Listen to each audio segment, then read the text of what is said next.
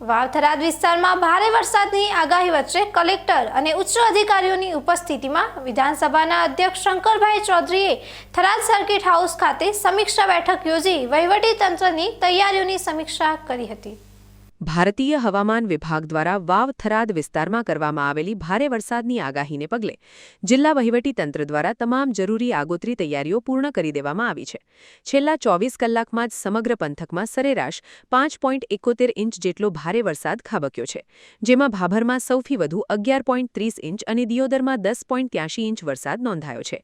આ પરિસ્થિતિને ધ્યાનમાં રાખીને સ્થિતિની આંકલન કરવા ગુજરાત વિધાનસભાના અધ્યક્ષ શંકરભાઈ ચૌધરીના અધ્યક્ષસ્થાને થરાદ સર્કિટ હાઉસ ખાતે એક મહત્વની સમીક્ષણ બેઠક યોજવામાં આવી હતી।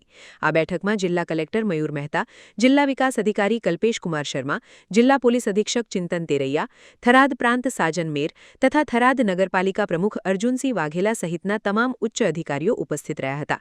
અધ્યક્ષ શંકરભાઈ ચૌધરીએ અધિકારીઓને સ્પષ્ટ સૂચના આપતા જણાવ્યું હતું કે આશંકાસ્પદ અને નીચાણવાળા વિસ્તારોમાં નાગરિકોની સુરક્ષા કરવી તથા કોઈપણ આપાતકાલીન સ્થિતિમાં સમયસર રાહત પહોંચાડવી એ આપણી સર્વોચ્ચ પ્રાથમિકતા હોવી જોઈએ। બેઠકમાં પાણીના નિકાલ, આશ્રયસ્થાનોની વ્યવસ્થા, આરોગ્ય વિષયક સેવાઓ અને માર્ગ મકાન સંબંધિત કામગીરી અંગે વિસ્તૃત ચર્ચા કરીને જરૂરી માર્ગદર્શન પૂરું પાડવામાં આવ્યું હતું।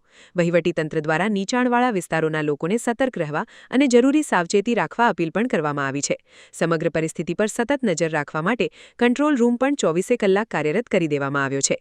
વાવ-થરાદ વિસ્તારમાં ભારે વરસાદની સ્થિતિને પહોંચી વળવા માટે અધ્યક્ષ શંકરભાઈ ચૌધરીના માર્ગદર્શન હેઠળ વહીવટીતંત્ર સંપૂર્ણપણે સતર્ક અને સજ્જ બન્યું છે।